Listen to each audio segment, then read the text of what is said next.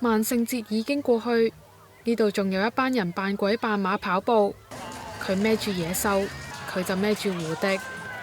跑步比賽分10公里、5公里同3公里項目，吸引嚟自世界各地嘅跑手。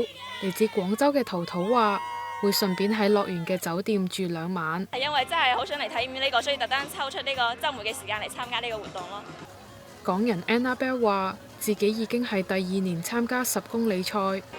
咁之後如果繼續有 Disney 都會繼續參加嘅，試唔同新造型。參加者落力跑嘅同時，跑到一旁都有迪士尼公仔為佢哋打氣，唔少跑者都會停低同佢哋影相。